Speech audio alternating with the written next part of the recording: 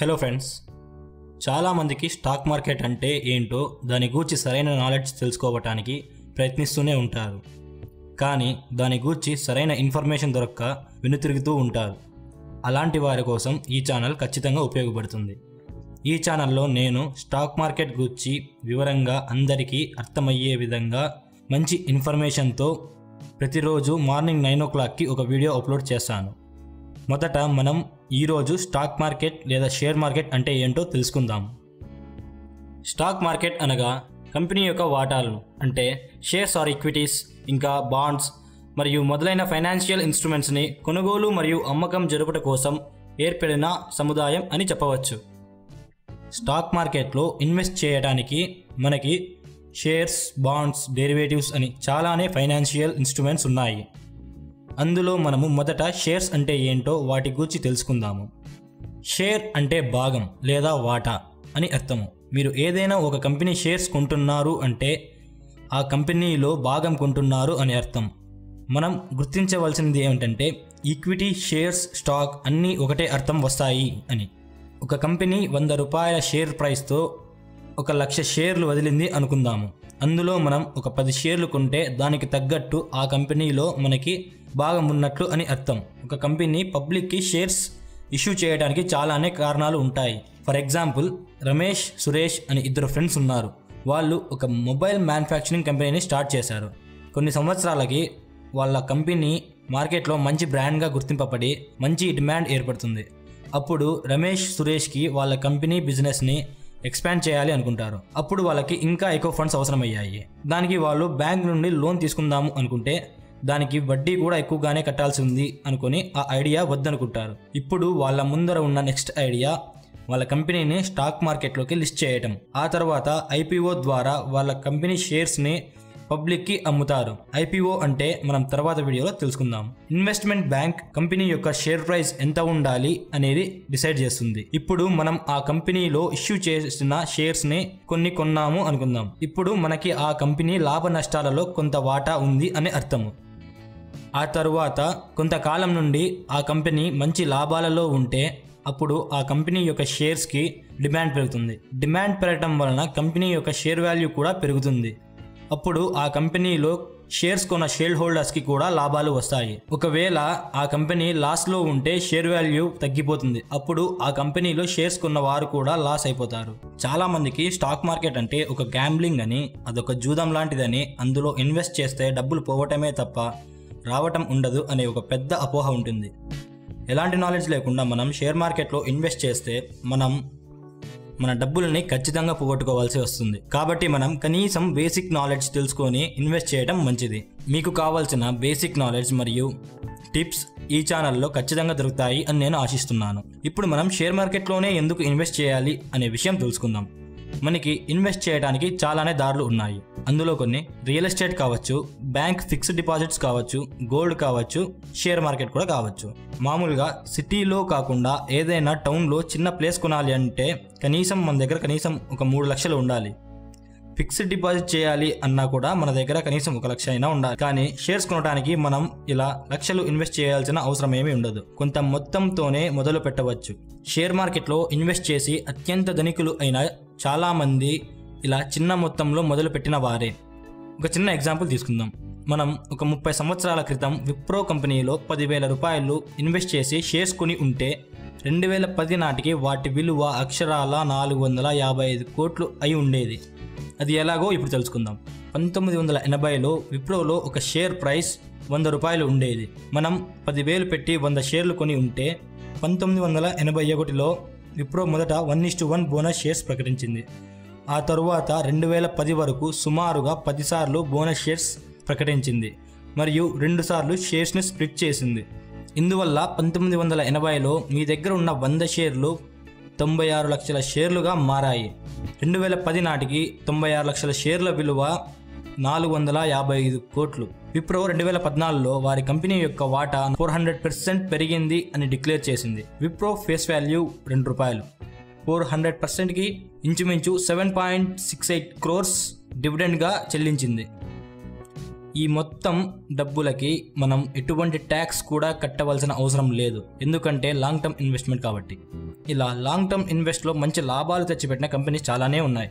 1993లో ఇన్ఫోసిస్లో మనం 9,500 రూపాయలు ఇన్వెస్ట్ చేసి ఉంటే 2017 నాటికి వాటి విలువ 5,20,00,000 రూపాయలు అయ్యిండేది. 2000 సంవత్సరంలో మనం టైటాన్ ఇండస్ట్రీస్లో 1,00,000 రూపాయలు ఇన్వెస్ట్ చేసి ఉంటే 2010 నాటికి అది 60 లక్షలు అయి ఉండేది. ఇలా చెప్పుకుంటూ పోతే చాలానే ఉన్నాయి.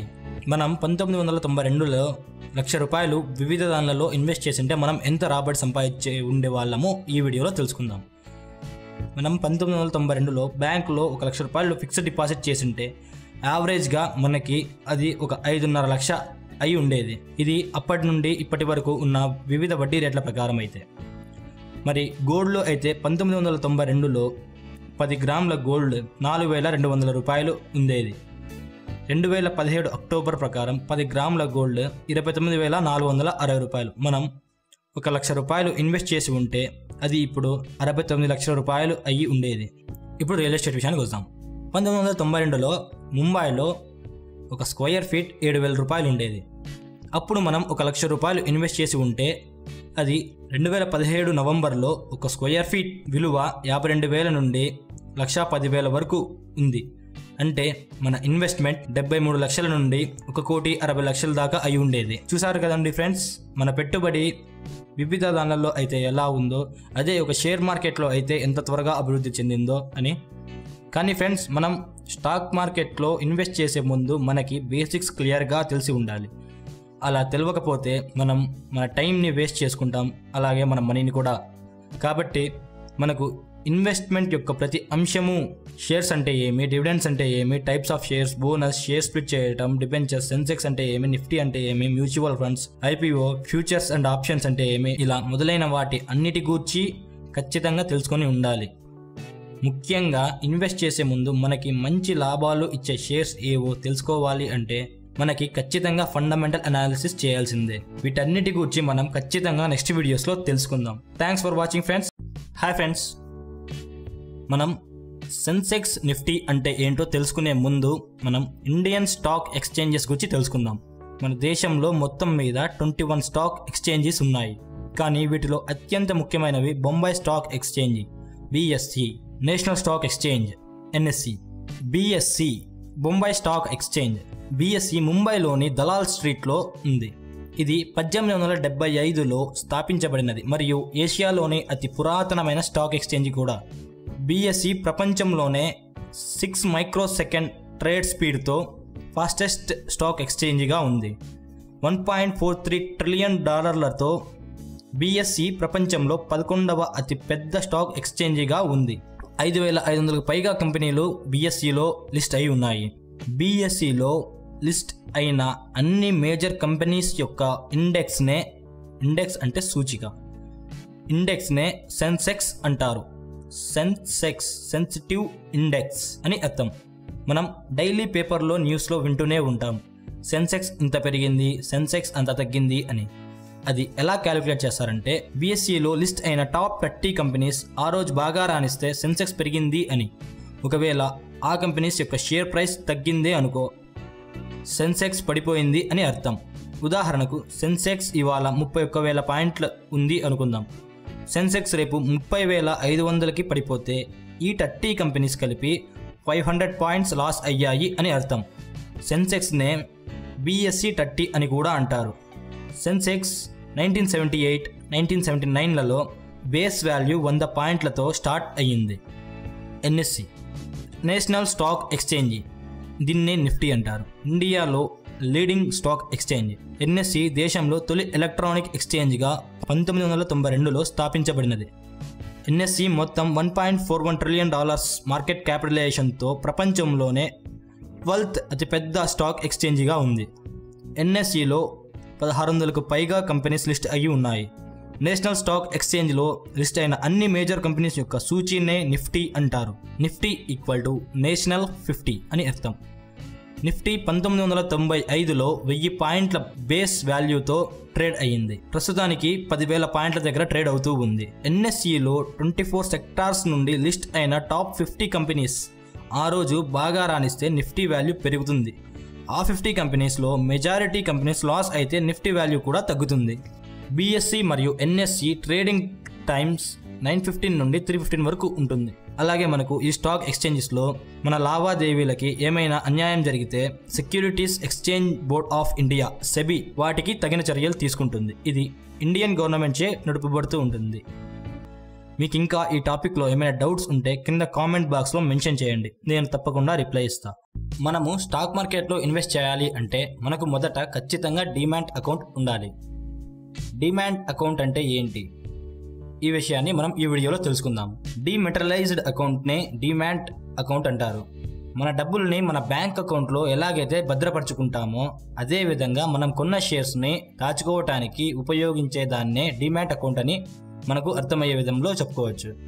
వివరంగా చెప్పాలంటే మీ అన్ని షేర్స్ని ఎలక్ట్రానిక్ లేదా డీమెటరలైజ్డ్ రూపంలో కలిగి ఉన్న ఖాతా అని. డీమ్యాట్ అకౌంట్ మీ shares, bonds, government securities, mutual funds లాంటి ఫైనాన్షియల్ ఇన్స్ట్రుమెంట్స్ యొక్క సర్టిఫికేట్స్ని ఎలక్ట్రానిక్ లేదా డీమెటరలైజ్డ్ రూపంలో దాచి ఉంటుంది. స్టాక్ మార్కెట్లో మనము డీమ్యాట్ అకౌంట్ లేకుండా మనం ఇన్వెస్ట్ చేయలేము. డీమ్యాట్ అకౌంట్ ఎలా ఓపెన్ చేయాలి అంటే సెబీచే గుర్తింపు పొంది ఉన్న స్టాక్ బ్రోకర్ దగ్గరే మనము ట్రేడింగ్ అకౌంట్ మరియు డీమ్యాట్ అకౌంట్ ఓపెన్ చేసుకోవచ్చు. తక్కువ బ్రోకింగ్ ఫీ తీసుకునే సంస్థని మనం చూస్ చేసుకొని అక్కడ అకౌంట్ ఓపెన్ చేస్తే మంచిది.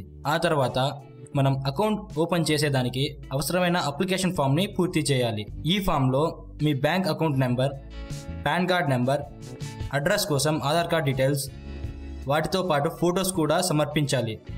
ఈ ప్రాసెస్ అంతా ఆన్లైన్లో కూడా చేసుకోవచ్చు లేదా బ్రోకింగ్ ఆఫీస్లోనే సమర్పించవచ్చు. ఈ తతంగం అంతా పూర్తయ్యాక మనకి ఒక క్లయింట్ నెంబర్ ఇస్తారు.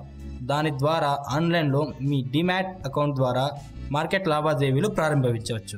డీమ్యాట్ అకౌంట్ నిర్వహణకి మనము ఇయర్లీ కాస్త అమౌంట్ పే చేయాల్సి ఉంటుంది. డీమ్యాట్ అకౌంట్ ఓపెన్ చేశాక మినిమం షేర్స్ ఉండాలి అనే రూల్ అయితే ఏమీ లేదు. అలాగే మినిమం బ్యాలెన్స్ కూడా ఉండవలసిన అవసరం లేదు. కొన్ని బ్రోకింగ్ సంస్థలు ఈజీ యూస్ కోసం మొబైల్ యాప్స్ని కూడా అందుబాటులో ఉంచాయి. వీటి ద్వారా మనం మొబైల్ నుండి షేర్స్ కొనటం, అమ్మటం లాంటివి చేయొచ్చు. ఇక్కడ కనిపిస్తున్నవే ఇండియాలో ఉన్న టాప్ బ్రోకింగ్ సంస్థలు. ఈ టాపిక్ మీద మీకేమైనా ఇంకా డౌట్స్ ఉంటే కింద కామెంట్ బాక్స్లో మెన్షన్ చేయండి. స్టాక్ మార్కెట్లో ట్రేడింగ్ ఛార్జెస్ ఎంత విధిస్తారో మనం ఈ వీడియోలో తెలుసుకుందాం. ఫర్ ఎగ్జాంపుల్ నేను 1000 రూపీస్ పెట్టి ఒక 100 షేర్స్ని డెలివరీ మెథడ్లో కొన్నాము అనుకుందాం. డెలివరీ అంటే ఏదైనా షేర్స్ని కొని వాటిని ఆ రోజే లేదా ఒక వారం లేదా ఒక సంవత్సరం లేదా అంతకు మించిన రోజుల తర్వాత అమ్మటమే డెలివరీ ట్రేడింగ్ అంటారు. డెలివరీ ట్రేడింగ్కి ఛార్జెస్ కొంచెం ఎక్కువగానే ఉంటాయి. ఇప్పుడు 100 షేర్స్ని 1000 రూపీస్కి కొన్నాను అంటే 1,00,000 రూపాయలు ఇన్వెస్ట్ చేసినట్లు.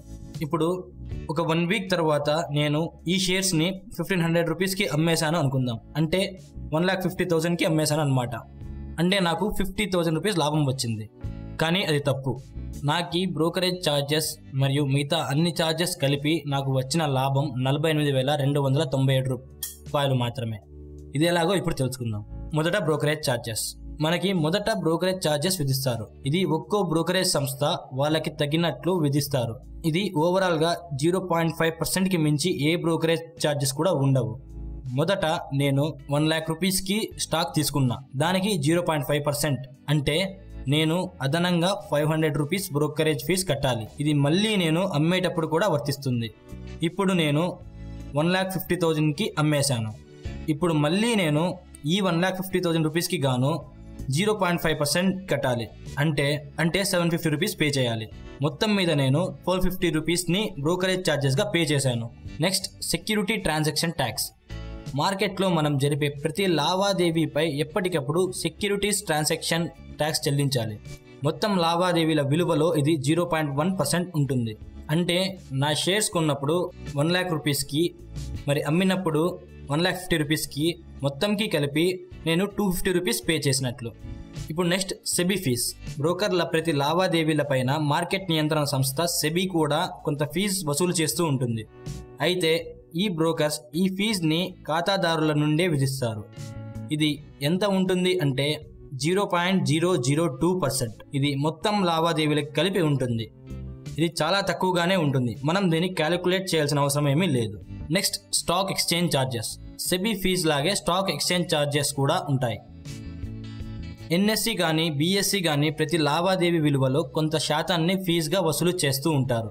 ప్రస్తుతం ఇది మొత్తం లావాదేవీల విలువలో 0.00275% ఉంది. ఇది కూడా చాలా తక్కువే. దీన్ని కూడా మనం క్యాలిక్యులేట్ చేయాల్సిన అవసరం లేదు. Next stamp duty. Stock market లావాదేవీలపై చెల్లించే ట్యాక్సెస్లో ఇదొకటి. నిబంధనల ప్రకారం ఖాతాదారుడికి చేరే ప్రతి కాంట్రాక్ట్ నోట్పై సంబంధిత రాష్ట్ర ప్రభుత్వ స్టాంప్ ఉండాలి. ఇది ఎంత అనే విషయం రాష్ట్రాల బట్టి మారుతూ ఉంటుంది. మన రాష్ట్రానికి అయితే 0.005%, ఢిల్లీలో అయితే 0.01%. చివరిగా సర్వీస్ ట్యాక్స్. సర్వీస్ ట్యాక్స్ మొత్తం బ్రోకరేజ్ ఛార్జెస్ పైన 15% వసూలు చేస్తారు. అంటే 1250 రూపీస్కి గాను 15% ఎంత అవుతుందంటే 187.5 రూపీస్ పే చేయాలన్నమాట. ఇలాగా మొత్తం నేను దాదాపు 1707 రూపాయలు ట్యాక్స్ కట్టాను. ఇక్కడ నాకు లాభం వచ్చింది 48,297 రూపాయలు మాత్రమే అన్నమాట. ఓకే ఫ్రెండ్స్, మనం ఈ వీడియోలో బ్రోకరేజ్ ఫీజెస్ ఎలా ఉంటాయో మరియు ఇతర ట్యాక్సెస్ స్టాక్ మార్కెట్లో ఎలా ఉంటాయో తెలుసుకున్నాం కదండి. ఈ వీడియోలో మీకు ఇంకా ఏమైనా డౌట్స్ ఉంటే కామెంట్ బాక్స్లో మెన్షన్ చేయండి. ట్రేడర్కి ఇన్వెస్టర్కి మధ్య ఉన్న తేడాలని మరియు ట్రేడర్ అంటే ఎవరు, ఇన్వెస్టర్ అంటే ఎవరు అనే విషయాల గురించి తెలుసుకుందాము. షేర్ మార్కెట్తో పరిచయం ఉన్న వారికి ట్రేడింగ్ మరియు ఇన్వెస్టింగ్ రెండు పదాలు కామనే. కొంచెం కొత్తగా ఇన్వెస్ట్ చేస్తున్న వారికి అడిగితే కాస్త కన్ఫ్యూజన్లో పడతారు. సింపుల్గా చెప్పాలి అంటే షేర్స్లో కానీ లేదా మరి ఇతర సెక్యూరిటీస్లో కానీ ఆస్తులను కొని దాన్ని దీర్ఘకాలం పాటు హోల్డ్ చేయటం ఇన్వెస్ట్మెంట్ అంటారు. అదే స్వల్పకాలంలో అంటే 1 రోజు నుండి వారం రోజుల లోపు షేర్స్ని లేదా ఇతర సెక్యూరిటీస్ని కొని అమ్మటాన్ని ట్రేడింగ్ అంటారు. ఇన్వెస్టింగ్ కన్నా ట్రేడింగ్ రిస్క్తో కూడుకున్న వ్యవహారం. అయితే రిస్క్కి తగ్గట్టే రిటర్న్స్ కూడా అలాగే ఉంటాయి. ఇన్వెస్ట్మెంట్ చేసేవారు షేర్ పూర్తి ధర చెల్లించాల్సి ఉంటుంది. అదే ట్రేడింగ్కి అయితే మార్జిన్ మనీ ఉంటే చాలు. మార్జిన్ మనీ అంటే ఇప్పుడు మనం కొనవలసిన స్టాక్ 1 లక్ష రూపాయలు ఉంటే మనము 25,000 రూపీస్ పే చేస్తే చాలు.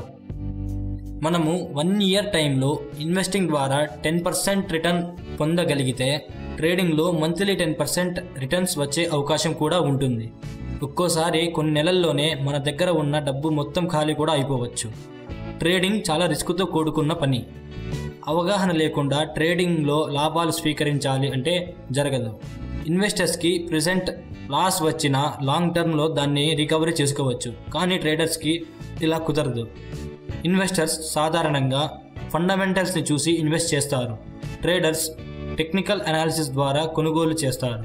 ఇన్వెస్టర్స్కి బలమైన మూలాలు ఉన్న కంపెనీస్ని ఎంచుకోవటం, పెట్టుబడి నష్టాలలోకి జారితే కంగారు పడకుండా ఓపికతో ఎదురు చూడటం, టైం మేనేజ్మెంట్తో ప్రాఫిట్ని బుక్ చేసుకోవటం, ఇలాంటి విషయాలు ఇన్వెస్టర్స్కి అవసరమవుతాయి.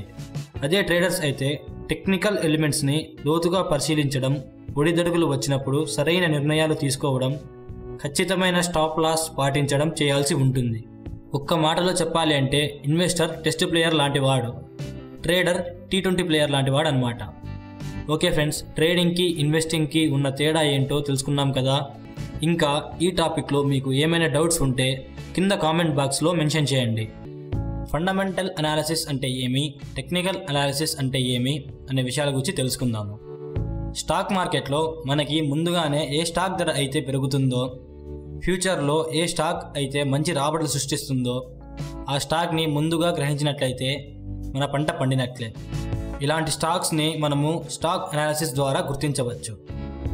స్టాక్ అనాలిసిస్ చేసి మంచి స్టాక్స్ని గుర్తించి వాటిలో పెట్టుబడి పెట్టేవారిని వాల్యూ ఇన్వెస్టర్స్ అంటారు. ఈ స్టాక్ అనాలిసిస్లో ముఖ్యంగా మనకి 2 రకాలు ఉన్నాయి.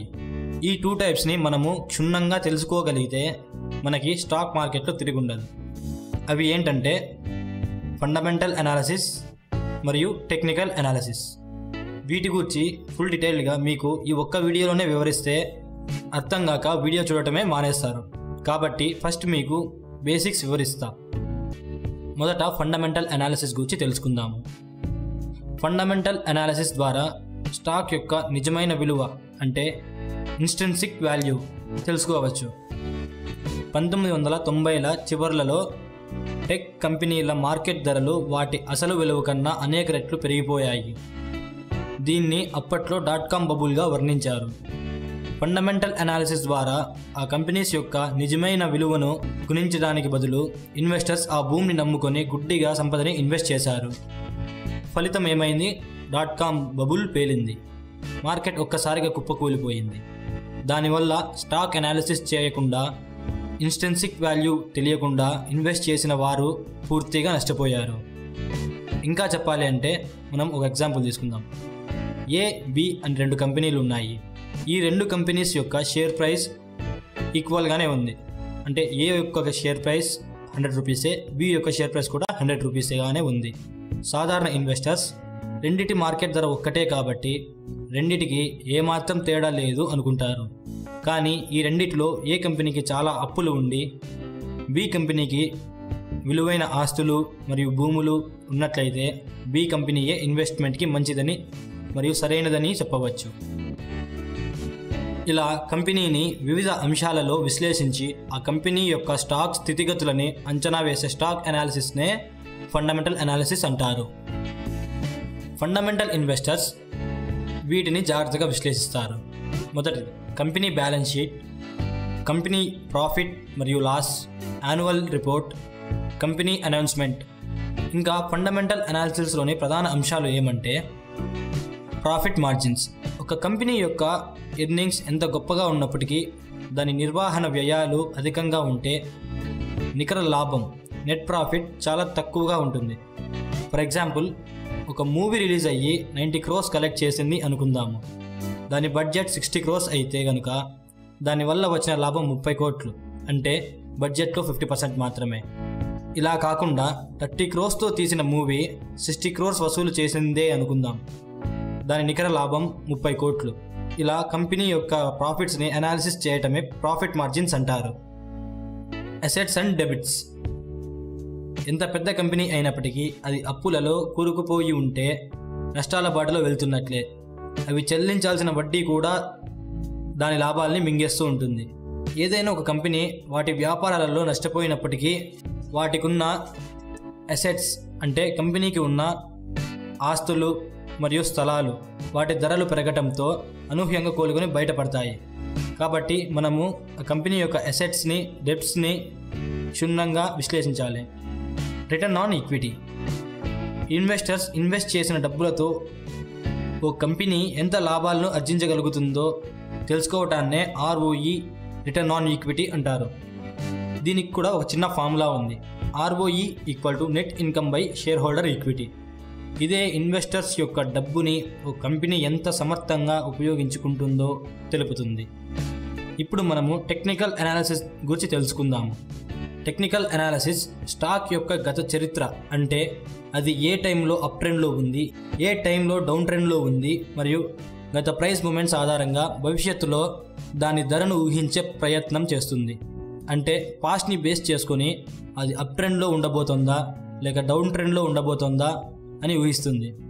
టెక్నికల్ అనాలిసిస్ని నిర్వహించడానికి ఇన్వెస్టర్స్ మొదట చార్ట్స్ని యూజ్ చేస్తారు. ఈ చార్ట్స్ ద్వారా పర్టికులర్ స్టాక్ యొక్క ట్రేడింగ్ వాల్యూమ్ హిస్టరీ మరియు ట్రెండ్స్ అండ్ చేంజెస్ కూడా తెలుస్తాయి. ఇలా ట్రెండ్స్ని గుర్తించడానికి చాలా రకాల టెక్నికల్ ఇండికేటర్స్ కూడా ఉన్నాయి. వాటిలో కొన్ని ఏంటంటే rectangles, triangles, Bollinger bands, inverted heads and shoulders, candlesticks, MACD histogram, stochastics మొదలైనవి. మనకి ఫండమెంటల్ మరియు టెక్నికల్ అనాలిసిస్ చేయడానికి కొన్ని ఉపయోగపడే వెబ్సైట్స్ ఉన్నాయి. అవి ఏంటంటే money control, screener, equity master, ఇలా మొదలైనవి. ఓకే ఫ్రెండ్స్, ఈ వీడియోలో మనము ఫండమెంటల్ అనాలిసిస్ అంటే ఏమి మరియు టెక్నికల్ అనాలిసిస్ గురించి బేసిక్స్ తెలుసుకున్నాం కదండి. ఈ టాపిక్లో మీకు ఇంకా ఏమైనా డౌట్స్ ఉంటే కామెంట్ బాక్స్లో మెన్షన్ చేయండి. హాయ్ ఫ్రెండ్స్, ఈ మధ్య కాలంలో మనము మ్యూచువల్ ఫండ్స్ గురించి చాలా చోట్ల వింటూనే ఉంటాం. ఈ వీడియోలో మనము మ్యూచువల్ ఫండ్స్ అంటే ఏమి, దానివల్ల ఉపయోగాలేమి, మ్యూచువల్ ఫండ్స్ ఎలాంటి వారికి ఉపయోగపడతాయి, మనము ఫండ్ సెలెక్ట్ చేసుకునేటప్పుడు ఎలాంటి జాగ్రత్తలు పాటించాలి అనే విషయాలు తెలుసుకుందాం. ఫ్రెండ్స్, మ్యూచువల్ ఫండ్స్ గురించి పూర్తిగా తెలుసుకోవాలి అంటే ఒక్క వీడియోలో చెప్పలేము. కాబట్టి మనము మొదట ఈ వీడియోలో మ్యూచువల్ ఫండ్స్ గురించి మినిమం నాలెడ్జ్ తెలుసుకుందాం. ఆ తర్వాత నెక్స్ట్ వీడియోలో మ్యూచువల్ ఫండ్స్ గురించి ప్రతి అంశము తెలుసుకుందాము. సామాన్య ప్రజలు తాము కష్టపడి పొదుపు చేసిన డబ్బులని రకరకాల పద్ధతుల్లో ఇన్వెస్ట్ చేస్తుంటారు. For example gold, real estate, share market, fixed deposit, chit funds ఇంకా మొదలైన వాటిలో. వీటిలో కొన్ని రంగాల్లో మనం సంపద తొందరగా వృద్ధి చెందుతుంది, కానీ కొన్ని వాటిలో నెమ్మదిగా ఉంటుంది. వీటిలో కొన్ని వాటికి రిస్క్ ఎక్కువగా ఉంటుంది, కొన్ని వాటికి రిస్క్ చాలా తక్కువగా ఉంటుంది. ఇన్వెస్టర్ తనకి ఉన్న నాలెడ్జ్ బట్టి, తన రిస్క్ తీసుకునే విధం బట్టి ఆ రంగాల్లో ఇన్వెస్ట్ చేస్తూ ఉంటాడు. అయితే షేర్ మార్కెట్ విషయాన్నే తీసుకుంటే తక్కువ రిస్క్ ఉన్న షేర్స్లో ఇన్వెస్ట్ చేయాలన్న కోరిక చాలామందికి ఉంటుంది. కానీ షేర్ మార్కెట్ గురించి అవగాహన లేకపోవడం వల్ల, లాభాన్ని ఇచ్చే షేర్స్ని గుర్తించే నైపుణ్యం మరియు సమయం లేకపోవడం వల్ల ఇది మన వల్ల అయ్యే పని కాదులే అని మార్కెట్కి దూరంగా ఉండిపోతారు. ఇలాంటి వారి కోసమే ఏర్పడిన సంస్థలే మ్యూచువల్ ఫండ్స్. మ్యూచువల్ ఫండ్స్లలో ఎవరైనా తమ వద్ద ఉన్న సొమ్ముని ఇన్వెస్ట్ చేయవచ్చు. ఇలా ఇన్వెస్టర్స్ దగ్గర సేకరించిన నిధులను ఈ మ్యూచువల్ ఫండ్స్ సంస్థలు ఇన్వెస్టర్స్ యొక్క రిస్క్ తీసుకునే స్వభావం బట్టి, వాళ్ళు తీసుకునే స్కీమ్ బట్టి వాళ్ళ డబ్బుని ఇన్వెస్ట్ చేస్తారు.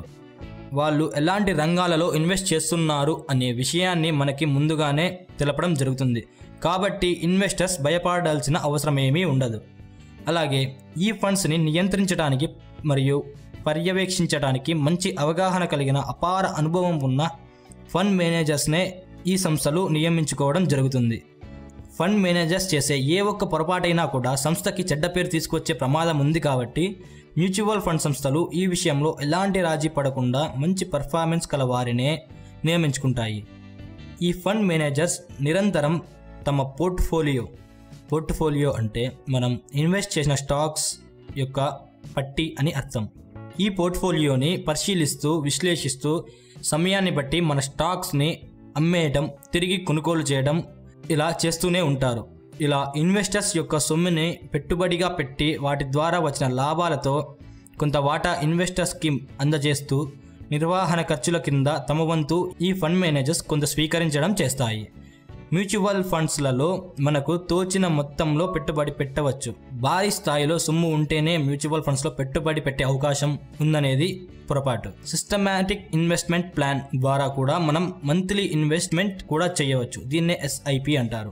SIP పద్ధతి. మన సొమ్ముని అంతటిని ఏదో ఒక రంగంలో పెట్టుబడిగా ఉంచితే దురదృష్టవశాత్తు ఏదైనా అనుకోని సంఘటన జరిగి ఆ రంగానికి దెబ్బ తగినట్లయితే ఇన్వెస్టర్స్ కష్టార్జితం అంతా ఆవిరిపోయే ప్రమాదం ఉంది. కాబట్టి ఈ ఫండ్ మేనేజర్స్ వేరువేరు రంగాలలో ఇన్వెస్ట్ చేయడానికి అవకాశం ఉంది. దీనివల్ల ఒక రంగంలో వచ్చిన నష్టాలను మరో రంగంలోకి లాభాలతో కవర్ చేసే అవకాశము ఉంది. దీన్నే డైవర్సిఫికేషన్ అంటారు. ఈ ప్రాసెస్ ఇష్టం లేని వారికి నాన్ డైవర్సిఫికేషన్ ఫండ్స్ కూడా ఉంటాయి. ఒక మ్యూచువల్ ఫండ్లో మనం ఇన్వెస్ట్ చేసే ముందు గమనించవలసిన ముఖ్య అంశాలు ఏమంటే ఆ ఫండ్ యొక్క పాస్ట్ పర్ఫార్మెన్స్. గత సంవత్సరంలో అంతకుముందు ఈ ఫండ్ ఎంత లాభాలను సంపాదించింది అని ఖచ్చితంగా చూడాలి. అలాగే ఆ ఫండ్ మేనేజర్ యొక్క గత చరిత్ర. ఒకవేళ ఆ ఫండ్ కనుక కొత్తగా స్టార్ట్ అయి ఉంటే ఆ మేనేజర్కి ఎంత అనుభవం ఉంది, అతని పాస్ట్ పర్ఫార్మెన్స్ ఏంటి అనే విషయాలు తెలుసుకోవాలి. ఒకవేళ ఆ ఫండ్ కనుక చాలా కాలంగానే స్థిరమైన రిటర్న్స్ అందిస్తూ ఉంటే అది భవిష్యత్తులో కూడా మంచి ఫలితాన్ని ఇస్తుంది అని మనం భావించవచ్చు. ఓకే ఫ్రెండ్స్, మ్యూచువల్ ఫండ్స్ అంటే ఏంటో మీకు అర్థమైందనుకుంటా. ఈ టాపిక్లో మీకు ఇంకా ఏమైనా డౌట్స్ ఉంటే క్రింద కామెంట్ బాక్స్లో మెన్షన్ చేయండి. హాయ్ ఫ్రెండ్స్, ఈ వీడియోలో మనము డే ట్రేడింగ్ లేదా ఇంట్రా ట్రేడింగ్ అంటే ఏంటో తెలుసుకుందాము. డే ట్రేడింగ్ అంటే ఒక రోజు వ్యవధిలో, వీలైతే కొన్ని గంటల వ్యవధిలో స్వల్ప లాభాల కోసం చేసే ట్రేడింగ్. డే ట్రేడింగ్లో మనము స్టాక్స్ కొంటే ఏ రోజు కొంటామో తిరిగి అదే రోజు మార్కెట్ క్లోజ్ అయ్యేపాటికి అమ్మాలి. ఒకవేళ మనము అమ్మకపోతే మార్కెట్ క్లోజింగ్ టైంకి స్టాక్ ప్రైస్ ఎంత అయితే ఉంటుందో ఆ ప్రైస్కి ఆటోమేటిక్గా మనం కొన్న స్టాక్స్ అమ్ముడుపోతాయి. డే ట్రేడింగ్నే ఇంట్రా డే ట్రేడింగ్ అని కూడా అంటారు. డే ట్రేడింగ్ చాలా రిస్క్తో కూడుకున్నది, కానీ చాలా తక్కువ వ్యవధిలో లాభాలు సంపాదించే అవకాశం ఉండడంచే ట్రేడర్స్కి ఆకర్షణీయంగా అనిపిస్తుంది. ఏ మార్కెట్ ప్లేస్లో అయినా డే ట్రేడింగ్ చేయవచ్చు, కానీ స్టాక్ మార్కెట్లో మరియు ఫారెన్ ఎక్స్చేంజ్ మార్కెట్లో డే ట్రేడింగ్ ఎక్కువగా ఉపయోగిస్తూ ఉంటారు. ఈ ఫోరెక్స్ ట్రేడింగ్ వచ్చి మనము తర్వాత వీడియోస్లో తెలుసుకుందాము. డే ట్రేడింగ్కి అనుకూలమైన స్టాక్ని ఎంపిక చేసుకోవడం ఎలాగో ఇప్పుడు తెలుసుకుందాము. లాంగ్ టర్మ్ ఇన్వెస్ట్మెంట్కి డే ట్రేడింగ్కి చాలా తేడా ఉంది. అక్కడ ఉపయోగించే పద్ధతులను డే ట్రేడింగ్లో ఉపయోగించడం వలన నష్టపోతారు. డే ట్రేడింగ్ చేసేవారు ఈ టిప్స్ని ఖచ్చితంగా పాటించాలి. మొదట, ట్రేడింగ్ వాల్యూమ్. వాల్యూమ్ అంటే ఒక రోజులో చేతులు మారిన ఒక స్టాక్ షేర్ల సంఖ్య. ఒక స్టాక్కి ఎక్కువ వాల్యూమ్ ఉంటే ఆ స్టాక్లో ఎక్కువ అమ్మకాలు కొనుగోలు జరిగాయన్నమాట. అంటే అమ్మడానికి కొనడానికి ట్రేడర్స్ ఆసక్తి కలిగి ఉన్నారని అర్థం. అధిక వాల్యూమ్ ఉన్న స్టాక్లో ట్రేడ్ చేయడం వల్ల మనకు అవసరం అయినప్పుడు ఆ స్టాక్ నుండి ఎగ్జిట్ అవ్వచ్చు. వాల్యూమ్ లేని స్టాక్లో అయితే మనము ఎగ్జిట్ అవుదామనుకున్నా కొనేవారు లేక మనం ఇరుక్కుపోవాల్సి ఉంటుంది. Next price range. Price range అంటే దాదాపుగా ప్రతిరోజు ఆ స్టాక్ ఒక నిర్ణీత శ్రేణిలో అప్ అండ్ డౌన్ అవుతూ ఉండాలి. అసలు కదలిక లేకుండా ఉండే స్టాక్స్ డే ట్రేడింగ్కి పనికిరావు. నెక్స్ట్ మంచి ప్రైస్. మార్కెట్లో అతి తక్కువ ధరకి లభించే స్టాక్స్ని పెన్నీ స్టాక్స్ అంటాము. డే ట్రేడింగ్కి ఈ పెన్నీ స్టాక్స్ సరైనవి కావు. చాలా వరకు పెన్నీ స్టాక్స్ల వాల్యూమ్ తక్కువగా ఉంటుంది. అలా అని చాలా ఎక్కువ ధరలో లభించే బ్లూ చిప్స్ వైపు కూడా చూడాల్సిన అవసరం లేదు. రెండింటికి మధ్యస్థంగా ఉండే మిడ్ క్యాప్స్లో కానీ లేక బ్లూ చిప్స్లలో మనకి అనుకూలమైన ధరల్లో లభించే వాటిని సెలెక్ట్ చేసుకోవడం మంచిది. నెక్స్ట్ బ్రేక్అవుట్స్ అంటే ఇదొక రకమైన టెక్నికల్ ఇండికేటర్ అన్నమాట. ఈ బ్రేక్అవుట్ గురించి క్లారిటీగా తర్వాత వీడియోలో తెలుసుకుందాము. డే ట్రేడర్స్ ఫండమెంటల్ అనాలిసిస్ కన్నా టెక్నికల్ అనాలిసిస్ వైపు ఎక్కువగా మొగ్గు చూపుతూ ఉంటారు. ఎందుకంటే ఒకరోజు టైం స్పాన్లో ఫండమెంటల్ అనాలిసిస్కి పెద్దగా ప్రాధాన్యత ఉండదు. అందువల్ల బ్రేక్అవుట్స్ లాంటి టెక్నికల్ ఇండికేటర్స్ పైనే మెజారిటీ ట్రేడర్స్ మొగ్గు చూపుతూ ఉంటారు. Next trend. సాధారణంగా స్టాక్స్లో అకస్మాత్తుగా కొత్త ట్రెండ్ ప్రారంభం కావడం సహజంగానే జరుగుతూ ఉంటుంది. అయితే ఈ ట్రెండ్స్ నిజంగానే బలమైనవా కాదా అనే విషయం తెలుసుకోవాలంటే వాల్యూమ్ని చూడాలి. హై వాల్యూమ్తో ట్రెండ్ ప్రారంభమైనప్పుడు అది స్థిరమైన ట్రెండ్ అనుకోవచ్చు. అలాగే మనము ఖచ్చితంగా స్టాప్ లాస్ మరియు టేక్ ప్రాఫిట్ ప్లాన్ని వేసుకొని దాన్ని ఖచ్చితంగా అమలు చేసుకునేలా చూడాలి. మనము ఎక్స్పర్ట్ లెవెల్లో ట్రేడ్ చేయాలి అనుకుంటే మనకి ఖచ్చితంగా టెక్నికల్ అనాలిసిస్లోని ప్రతి అంశము తెలిసి ఉండాలి. టెక్నికల్ అనాలిసిస్ బేసిక్స్ ఇంతకు ముందు వీడియోలోనే తెలుసుకున్నాము. ఓకే ఫ్రెండ్స్, డే ట్రేడింగ్ అంటే ఏంటో, డే ట్రేడింగ్కి మనకి ఎలాంటి బేసిక్స్ అవసరం అవుతాయో ఈ వీడియోలో తెలుసుకున్నాం కదండి. ఈ వీడియోలో మీకు ఇంకా ఏమైనా డౌట్స్ ఉంటే కింద కామెంట్ బాక్స్లో మెన్షన్ చేయండి. హాయ్ ఫ్రెండ్స్, ఈ వీడియోలో మనము స్టాక్ మార్కెట్లో బాగా ఉపయోగపడే వ్యూహాల గురించి తెలుసుకుందాము. ఏదైనా షేర్ని 10 రూపాయలు పెట్టుకొనేసి దాన్ని 100 రూపాయలు కావాలి అని దేవుని ప్రార్థించకుండా కొంత తెలివి మరియు శ్రమని ఉపయోగించి మార్కెట్లో తప్పకుండా లాభాల్ని ఆర్జించవచ్చు. దీనికోసం అవసరమైన కొన్ని వ్యూహాలను ఇప్పుడు తెలుసుకుందాము. మొదటిది బై అండ్ హోల్డ్. ఇది ఒక లాంగ్ టర్మ్ పాలసీ, ఎంతో సురక్షితమైనది. డిఫరెంట్ సెక్టార్స్ నుండి మంచి ఫండమెంటల్స్ ఉన్న బ్లూ చిప్ స్టాక్స్ని కొన్నింటిని సెలెక్ట్ చేసి వాటిలో ఇన్వెస్ట్ చేయాలి. కొన్న తర్వాత ప్రతిరోజు వాటి ధరలు గమనిస్తూ పెరిగినప్పుడు చాలా త్వరగా పెరిగిందే అమ్మేద్దాము అని, ధర తగ్గినప్పుడు వామ్మో నష్టం వచ్చిందే మరింత తగ్గకముందే అమ్మేస్తే మంచిది అని ఇలా అనుకోకూడదు. వాటి గురించి మర్చిపోవాలి. ఎప్పుడైనా మార్కెట్ కుంగినప్పుడు తక్కువ ధరకి మరిన్ని స్టాక్స్ కొనుగోలు చేయడం ఈ పద్ధతిలో ముఖ్య సూత్రం. రెండవది వాల్యూ ఇన్వెస్టింగ్. ఈ విధానం కొంతవరకు బై అండ్ హోల్డ్ లాగానే ఉంటుంది. కంపెనీస్ యొక్క ఇన్స్ట్రిన్సిక్ వాల్యూని ఫండమెంటల్ అనాలిసిస్ ద్వారా లెక్కించి మంచి స్టాక్స్ని గుర్తించి ఇన్వెస్ట్ చేయటమే వాల్యూ ఇన్వెస్టింగ్. వారెన్ బఫెట్ యొక్క మెయిన్ ఇన్వెస్టింగ్ స్ట్రాటజీ ఇదే. Third, growth investing. అనేక సంవత్సరాల నుండి వ్యాపార రంగంలో ఉన్న మెరిట్ కంపెనీస్ యొక్క స్టాక్ ప్రైసెస్ సహజంగానే చాలా అధిక ధరకు కోట్ అవుతూ ఉంటాయి. ఇంత ఎక్కువ ధరకి స్టాక్స్ని కొనడం ఒక రకంగా కొత్త ఇన్వెస్టర్స్కి కొంచెం కష్టమే. అయితే కొన్ని కొత్త కంపెనీస్ స్టాక్ మార్కెట్లో అడుగుపెట్టినప్పుడు వాటికి ఇంకా అప్పుడే బ్రాండ్ ఇమేజ్ ఉండకపోవడం వల్ల అవి తక్కువ ధరకే లభ్యమవుతూ ఉంటాయి. వాటిని చాలా జాగ్రత్తగా స్టాక్ అనలైజ్ చేసి కొన్నిసార్లు ఎక్స్పర్ట్స్ యొక్క సలహాలను తీసుకొని ఇలాంటి మట్టిలోని మాణిక్యాలని గుర్తించగలిగితే తగిన సమయంలో అత్యధిక లాభాలను పొందవచ్చు. నాలుగోది contrarian investing. Trend is your friend. Market సూక్తి ప్రకారం ఒక బుల్ లేదా బేర్ ట్రెండ్ కొనసాగుతున్నప్పుడు దానికి అనుగుణంగా ఇన్వెస్ట్ చేయమంటారు. కాంట్రారియన్ ఇన్వెస్టింగ్ అనేది దానికి వ్యతిరేక విధానం. ఈ ఇన్వెస్టింగ్లో ట్రెండ్కి ఆపోజిట్గా గుంపు మనస్తత్వానికి భిన్నంగా కొనుగోలు చేస్తారు. ఫర్ ఎగ్జాంపుల్, బుల్ మార్కెట్ ఉన్నత స్థాయికి చేరినప్పుడు అప్పటికే మార్కెట్లో ఉన్న ఇన్వెస్టర్స్ మరియు ట్రేడర్స్ ఎక్కువ శాతం అప్పటికే ట్రేడింగ్కి అనుగుణంగా పెద్ద మొత్తంలో కొనుగోలు చేస్తుండటం వలన స్టాక్ వాల్యుయేషన్ ఒరిజినల్ వాల్యుయేషన్ కన్నా మితిమీరిపోవటం వలన మరియు ఇతర కారణాల వల్ల ఇండిసీస్ నిఫ్టీ సెన్సెక్స్లు పతనానికి గురవుతాయి. ఈ విషయాన్ని దూరదృష్టితో గ్రహించే ఇన్వెస్టర్స్ కాంట్రారియన్ పద్ధతిలో ఓవర్ వాల్యూడ్ అయిన స్టాక్స్ని కాకుండా తాత్కాలికంగా సమస్యలు ఎదుర్కొంటూ ఉన్న ఫ్యూచర్లో మంచి కంపెనీస్గా ఎదగగల కెపాసిటీ ఉన్న కంపెనీస్ని పట్టి వాటిలో సంపద ఇన్వెస్ట్ చేయడం జరుగుతుంది. నెక్స్ట్ 5వది షార్ట్ టర్మ్ ఇన్వెస్టింగ్ స్ట్రాటజీ. తక్కువ కాలంలో వృద్ధి చెందగల స్టాక్స్ని గుర్తించి ఇన్వెస్ట్ చేయాలి. ఇలాంటి స్టాక్స్ ఫండమెంటల్స్ మరియు టెక్నికల్ ఎలిమెంట్స్ని రెండింటినీ అనలైజ్ చేయడం ద్వారానే గుర్తించగలము. 6ది మ్యూచువల్ ఫండ్స్. నిత్యం స్టాక్ మార్కెట్ని గమనించే సమయము ఓపిక లేని వారికి మ్యూచువల్ ఫండ్స్ ద్వారా ఇన్వెస్ట్ చేయడం మంచిది.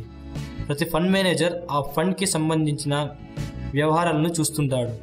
ఏ స్టాక్స్ ఏ ధరపై అమ్మేయాలి, ఎన్ని స్టాక్స్ అమ్మాలి లాంటి విషయాల్లో ఫండ్ మేనేజర్దే తుది నిర్ణయం. మ్యూచువల్ ఫండ్స్లో ఇన్వెస్ట్ చేసే ముందు ఎలాంటి జాగ్రత్తలు తీసుకోవాలి, అలాగే మ్యూచువల్ ఫండ్స్ అంటే ఏమి అనే వీడియోని ఆల్రెడీ ఇంతకు ముందే ఒక వీడియోలో ఎక్స్ప్లెయిన్ చేశాను. బ్లూ చిప్ స్టాక్స్ అంటే ఏమి, వాటి వల్ల ఉపయోగాలేమి, ఎలాంటి వారు బ్లూ చిప్ స్టాక్స్లో ఇన్వెస్ట్ చేయాలి అనే విషయాల గురించి తెలుసుకుందాం. కొన్ని కంపెనీస్ మాత్రమే ఇయర్లీ బిజినెస్తో పాటు వాటి ప్రాఫిట్స్ని కూడా పెంచుకుంటూ ఆ షేర్స్ని కొన్న ఇన్వెస్టర్స్కి కూడా రాబడులు పెంచుతూ ఉంటాయి. వీటి ఇమేజ్ మార్కెట్లో భిన్నంగా ఉంటుంది. ఒక కంపెనీ షేర్స్ని బ్లూ చిప్స్గా చెప్పాలి అంటే ముఖ్యంగా ఆ కంపెనీకి మంచి పేరు ప్రతిష్టలు, ఇంకా ఆ కంపెనీ లార్జ్ క్యాప్ స్టాక్ అయి ఉండాలి. దాంతోపాటు ఫండమెంటల్స్ కూడా ఆకట్టుకునే విధంగా ఉండాలి. బ్లూ చిప్ కంపెనీస్ ఇన్వెస్టర్స్కి రెగ్యులర్గా డివిడెండ్స్ ఇస్తూ ఉంటాయి. మార్కెట్లో ఈ కంపెనీస్ ఉన్న ఫలాన నష్టపోయేది ఉండదు. మార్కెట్ బాగున్నప్పుడు బ్లూ చిప్ కంపెనీస్ యొక్క షేర్ల పైన వచ్చే రాబడులు అద్భుతంగా ఉంటాయి. అందుకే వీటి ధర ఎప్పుడూ ఎక్కువ స్థాయిలో కోట్ అవుతూ ఉంటుంది. ఇంకా తమకు సంబంధించిన రంగాల్లో ఆ కంపెనీస్ మార్కెట్ లీడర్స్గా కూడా ఉంటాయి. మంచి నాయకత్వం, మంచి బిజినెస్ మోడల్, అత్యుత్తమ ట్రాక్ రికార్డ్ ఉన్న కంపెనీ స్టాక్స్ని బ్లూ చిప్స్గా పరిగణిస్తారు. ఈ బ్లూ చిప్స్ వల్ల ప్రయోగాలేమో చూద్దాం. చాలా వరకు క్రమం తప్పకుండా డివిడెండ్స్ చెల్లిస్తూ ఉంటాయి. ఈ కంపెనీస్కి అప్పుల భారం లేకుండా నగదు నిల్వలు కలిగి ఉంటాయి. ఈ కంపెనీస్ షేర్స్లో పెట్టిన పెట్టుబడికి అస్సలు డోగా ఉండదు. స్టాక్ మార్కెట్పై ఏర్పడే ఆటుపోట్ల ప్రభావము ఈ షేర్స్పై పెద్దగా ఉండదు. దీర్ఘకాలికంగా బ్లూ చిప్ కంపెనీస్ షేర్లు నిలకడతో కూడిన రాబడులు ఇస్తాయి. ఫర్ ఎగ్జాంపుల్, ఏడాది క్రితం ఎంఆర్ఎఫ్ షేర్ ధర 35,000 ఉంది, మరి ఇప్పుడు 63,000 దగ్గర ట్రేడ్ అవుతూ ఉంది. అంటే ఏడాది కల్లా ఈ షేర్లో ఇన్వెస్ట్ చేసిన ఇన్వెస్టర్ సంపద విలువ 80% పెరిగింది. ఇంకా రిలయన్స్, టీసీఎస్, హెచ్డిఎఫ్సి, ఐటీసీ మొదలైనవి కూడా ఉదాహరణగా చెప్పుకోవచ్చు. ఈ బ్లూ చిప్స్ వల్ల కొన్ని సమస్యలు కూడా ఉన్నాయి. కొత్తగా మార్కెట్కి వచ్చిన మంచి కంపెనీస్తో పోల్చితే వీటి పెరుగుదల తక్కువ. ఇంకా ఈ షేర్స్ మల్టీ బ్యాగర్ షేర్స్ కావు, అంటే ఒక్కసారిగా లాభాలు తెచ్చి పెట్టే షేర్స్ కావు. ఈ షేర్స్ల ధర ఎప్పుడూ ఎక్కువగా ఉంటుంది కాబట్టి వీటికి కొనడం కూడా చిన్న ఇన్వెస్టర్స్కి అంత తేలిక కాదు.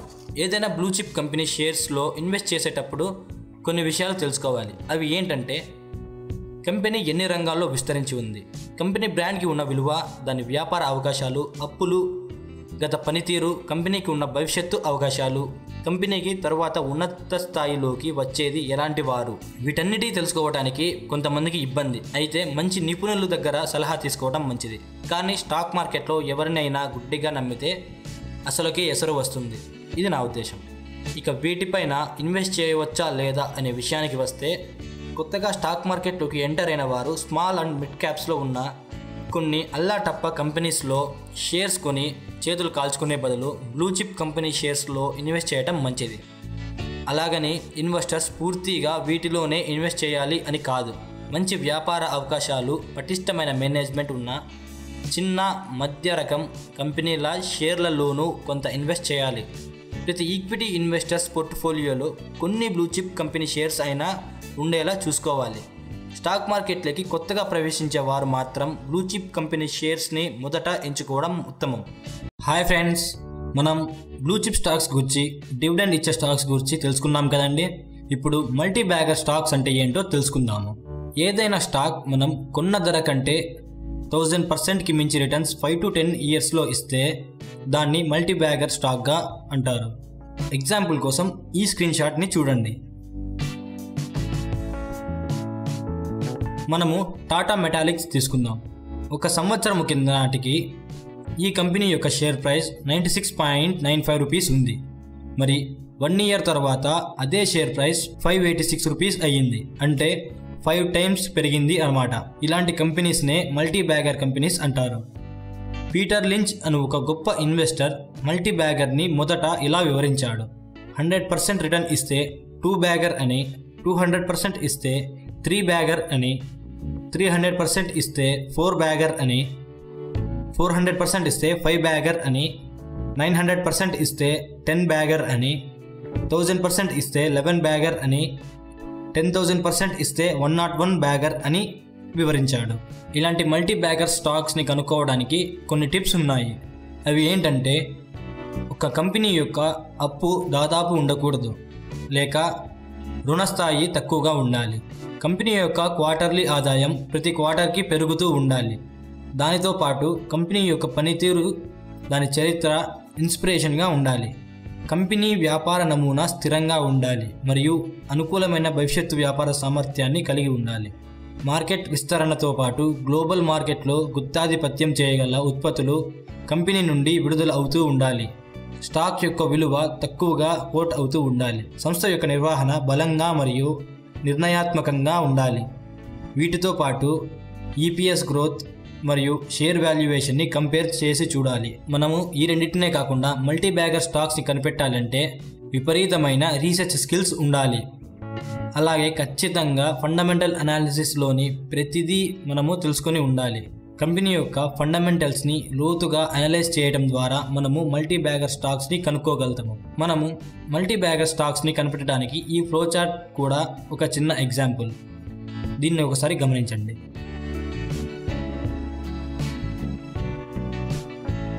ఓకే ఫ్రెండ్స్, మల్టీ బ్యాగర్స్ అంటే ఏంటో మీకు ఈ వీడియోలో అర్థమైంది అనుకుంటా.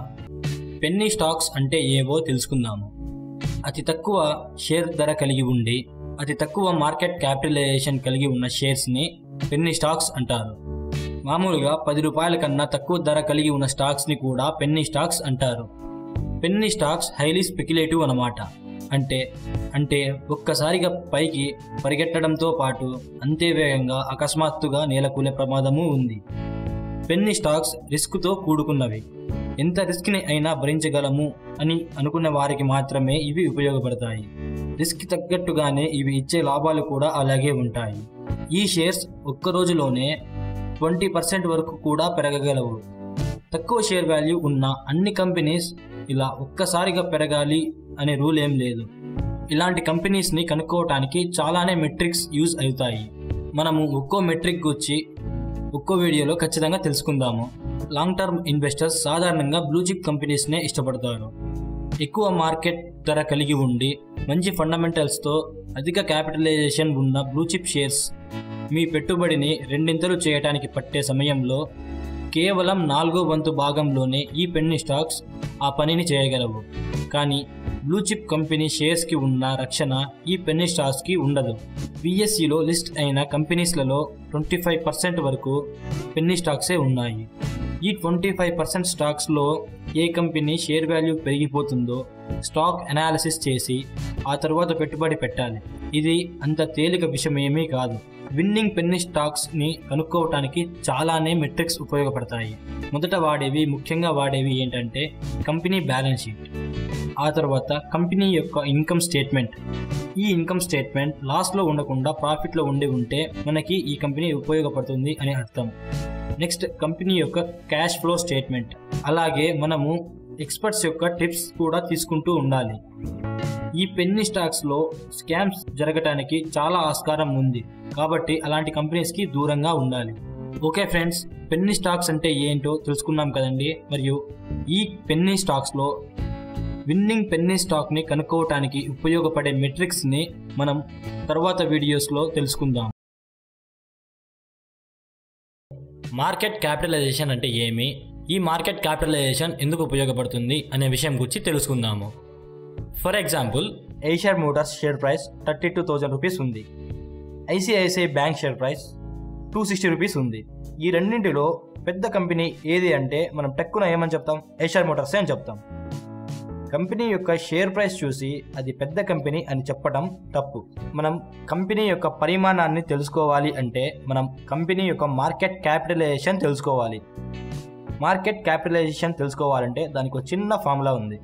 Stock price into total number of company shares equal to market capitalisation. ఇప్పుడు ఐషర్ మోటార్స్ ఐసిఐసిఐ బ్యాంక్ని ఎగ్జాంపుల్గా తీసుకుందాం. ఐసిఐసిఐ బ్యాంక్ దీని share price 260 rupees. Total number of company shares 642.046 crores ఉన్నాయి. మరి మార్కెట్ క్యాపిటలైజేషన్ ఎంత వస్తుందో తెలుసుకుందామా? ఈ రెండింటిని మల్టిప్లై చేయడం ద్వారా మనకి 1,66,931.9 crores. ఇప్పుడు ఐషర్ మోటార్స్ దీని షేర్ ప్రైస్ 32,000 రూపీస్ ఉంది.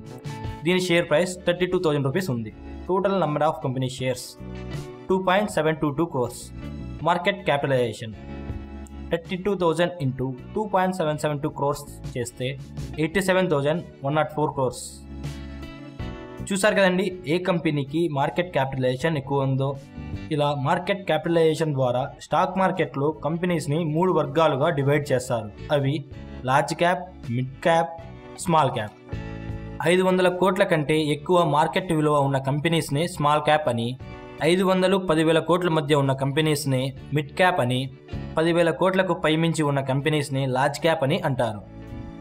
ఇది కూడా ఒక అభిప్రాయం మాత్రమే. ఒక్కో ఫండ్ సంస్థ దీన్ని ఒక్కో రకంగా వర్గీకరిస్తుంది.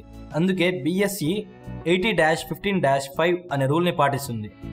అది ఏంటంటే మొత్తం మార్కెట్ విలువలో 80% మార్కెట్ విలువ కలిగి ఉన్న కంపెనీస్ని అన్ని లార్జ్ క్యాప్ అని అంటారు. ఆ తర్వాత 15% మార్కెట్ విలువ ఉన్న కంపెనీస్ని మిడ్ క్యాప్ కంపెనీస్ అంటారు. మొత్తం మార్కెట్ క్యాపిటలైజేషన్లో చివరి 5% మార్కెట్ క్యాపిటలైజేషన్ కలిగి ఉన్న కంపెనీస్ని స్మాల్ క్యాప్గా పరిగణిస్తారు. ఇది ఎలాగో క్లారిటీగా చెప్పాలంటే BSEలో మొత్తం అన్ని కంపెనీస్ యొక్క మార్కెట్ క్యాపిటలైజేషన్ 133 లక్షల కోట్లు ఉంది. BSEలో ఈ 80% మార్కెట్ క్యాపిటలైజేషన్ని ఆక్యుపై చేసిన ఈ 500 కంపెనీస్ని లార్జ్ క్యాప్ అంటారు. ఈ 15% ఆక్యుపై చేసిన 3,000 కంపెనీస్ని మిడ్ క్యాప్ అంటారు. ఈ 5%ని ఆక్యుపై చేసిన 2,000 కంపెనీస్ని స్మాల్ క్యాప్ అంటారు. ఓకే ఫ్రెండ్స్, మార్కెట్ క్యాపిటలైజేషన్ అంటే ఏంటో ఈ వీడియోలో క్లారిటీగా తెలుసుకున్నాం కదండి. పబ్లిక్ లిమిటెడ్ కంపెనీ అంటే ఏమి, ప్రైవేట్ లిమిటెడ్ కంపెనీ అంటే ఏమి అనే విషయాల గురించి తెలుసుకుందాము. పబ్లిక్ లిమిటెడ్ లేదా లిమిటెడ్ కంపెనీ అంటే కంపెనీ యొక్క వాటాన్ని షేర్ల ద్వారా ప్రజలకు పబ్లిక్ ఇష్యూ ద్వారా జారీ చేయబడి ఉన్న కంపెనీ అన్నమాట. కనీసం ఒక స్టాక్ ఎక్స్చేంజ్లో అయినా ఇది ట్రేడ్ అవుతూ ఉండాలి. పబ్లిక్ లిమిటెడ్ కంపెనీని నిర్వహించాలి అంటే ట్రేడింగ్ సర్టిఫికేట్ అనే సర్టిఫికేషన్ డాక్యుమెంట్ని పొందాలి. మినిమం 7 మెంబర్స్ ఉండాలి. మ్యాక్సిమం ఎంతమంది అయినా ఉండవచ్చు. పబ్లిక్ లిమిటెడ్ కంపెనీ ఆర్థిక ఫలితాలను బయటకు వెల్లడించాల్సి ఉంటుంది. తద్వారా షేర్ హోల్డర్స్ కంపెనీ పనితీరుపై ఒక అంచనాకి రావచ్చు. ఈ కంపెనీ నెట్ క్యాపిటల్ని పెంచుకోవటానికి బాండ్స్, డిబెంచర్స్ జారీ చేసి నెట్ క్యాపిటల్ని పెంచుకోగలదు. ఈ కంపెనీ సెబీ నిబంధనలకు అనుగుణంగా వ్యవహారాలు నడపాల్సి ఉంటుంది. ఇందుకోసం అకౌంటెంట్లు, అండర్ రైటర్లు వంటి వారిని కంపెనీ నియమించుకోవాల్సి ఉంటుంది. ఒక్కసారి ప్రైవేట్ కంపెనీ పబ్లిక్ అయితే కంపెనీ యజమాని స్వతంత్రంగా నిర్ణయాలు తీసుకోలేడు. కంపెనీలో మెజారిటీ షేర్ తనకే ఉన్నప్పటికీ మైనారిటీ షేర్ హోల్డర్స్ ఒపీనియన్ కూడా తీసుకోవాల్సిందే. ఇప్పుడు ప్రైవేట్ లిమిటెడ్ విషయానికి వస్తే కొంతమంది ప్రైవేట్ వ్యక్తుల చేతుల్లో నడిచే కంపెనీని ప్రైవేట్ లిమిటెడ్ కంపెనీ అంటారు.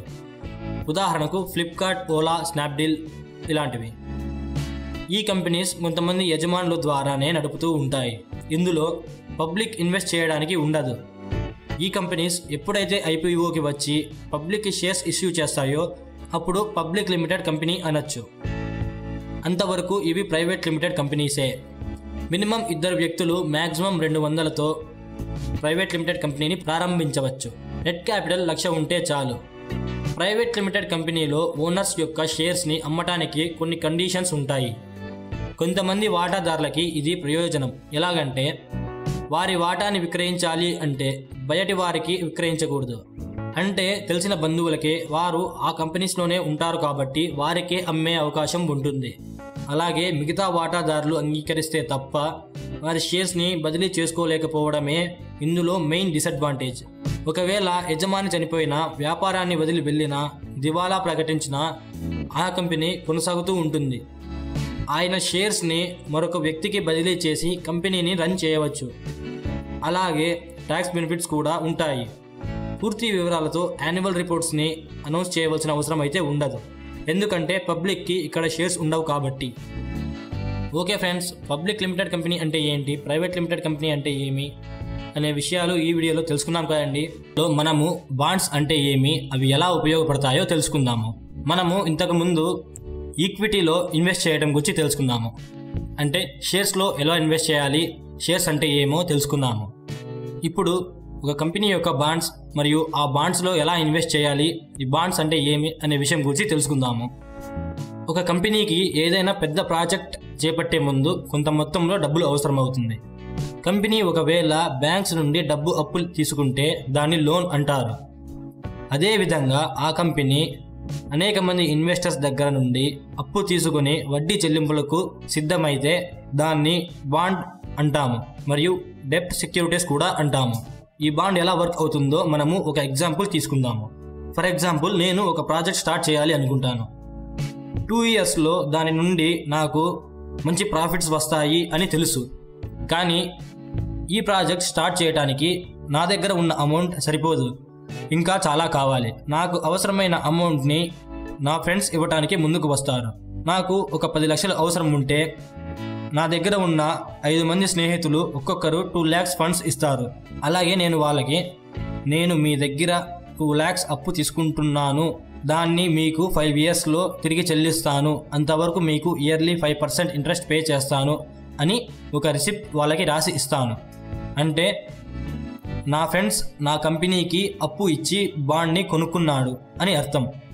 ఒప్పందం ప్రకారం ఈ బాండ్స్కి నేను ఇయర్లీ ఇంట్రెస్ట్ పే చేస్తాను, మరియు అలాగే ఆ బాండ్లో నోటిఫై చేసిన విధంగా 5th ఇయర్ తర్వాత ప్రిన్సిపల్ అమౌంట్ వాళ్ళకి తిరిగి ఇచ్చేస్తాను. బాండ్స్ ముఖ్యంగా 2 రకాలన్నమాట, కార్పొరేట్ బాండ్స్ మరియు గవర్నమెంట్ బాండ్స్. కార్పొరేట్ బాండ్స్లో కూడా 2 రకాలు ఉన్నాయి. Convertible bonds. Convertible bonds shares రూపంలో కూడా మార్చుకోబడతాయి. నాన్ కన్వర్టబుల్ బాండ్స్, ఈ బాండ్స్ ప్లెయిన్ బాండ్స్ అన్నమాట, మార్చడానికి వీలు కావు. Next government bonds. ఈ బాండ్స్ గవర్నమెంట్ చే ఇష్యూ అవుతాయి. ఇండియాలో government bond market size corporate bond market size కన్నా పెద్దది. మామూలుగా government bonds 7 to 10% interest pay చేస్తాయి. బాండ్స్ పైన ఎవరు ఇన్వెస్ట్ చేస్తారు అంటే ఏమాత్రం రిస్క్ తీసుకోలేని వారు, సీనియర్ సిటిజన్స్ వీటిపైన ఎక్కువ ఇన్వెస్ట్ చేస్తుంటారు. ఎందుకంటే ఇవి బ్యాంక్ ఫిక్స్డ్ డిపాజిట్ కన్నా ఎక్కువ వడ్డీ ఇస్తాయి మరియు పూర్తిగా సురక్షితమైనవి. ఓకే ఫ్రెండ్స్, బాండ్స్ అంటే ఏమి ఈ వీడియోలో తెలుసుకున్నాం కదండి. ఈపీఎస్ అంటే ఏమి, పిఈ రేషియో అంటే ఏమి అనే విషయాలు తెలుసుకుందాము. ఫర్ ఎగ్జాంపుల్, మనము ఒకే సెక్టార్ నుండి ఉన్న 2 కంపెనీస్ ఏబిసి మరియు XYZ అనే ఈ 2 కంపెనీస్లో ఇన్వెస్ట్ చేయడానికి బెస్ట్ కంపెనీ ఏదో చూస్ చేయడానికి ఈ 2 మెట్రిక్స్ బాగా ఉపయోగపడతాయి. ఈపీఎస్ అంటే ఒక షేర్ పైన ఆ కంపెనీకి వచ్చే ఆదాయం అని అర్థం. ఒక వాల్యూ ఇన్వెస్టర్గా మనము కంపెనీ యొక్క హెల్త్ అంటే స్థితిగతులను తెలుసుకోవటానికి మనకి ఫండమెంటల్స్ బాగా ఉపయోగపడతాయి అని తెలుసు. అలాగే ఒక వాల్యూ ఇన్వెస్టర్ మేజర్గా యూజ్ చేసే 2 ఇంపార్టెంట్ మెట్రిక్స్ గురించి తెలుసుకుందాం. అన్ని కంపెనీ షేర్స్ ఒకే సంఖ్యలో ఉండవు అని మనకు తెలుసు. అలాగే ప్రతి కంపెనీకి ప్రతి సంవత్సరం లాభ నష్టాలు ఉంటాయి. ఈ లాభ నష్టాలకి కంపెనీస్ ఎవ్రీ క్వార్టర్లీ ప్రతి 3 నెలలకు ఒకసారి అనౌన్స్ చేస్తూ ఉంటాయి. ఇప్పుడు ఎర్నింగ్ పర్ షేర్ విషయానికి వద్దాము. Basic earning per share equal to profit or loss per year by total number of shares. ఒక కంపెనీ యొక్క 1 ఇయర్ ప్రాఫిట్స్ లేదా లాసెస్ని టోటల్ నెంబర్ ఆఫ్ షేర్స్తో డివైడ్ చేస్తే అప్పుడు వచ్చే వాల్యూనే ఎర్నింగ్ పర్ షేర్ అంటారు.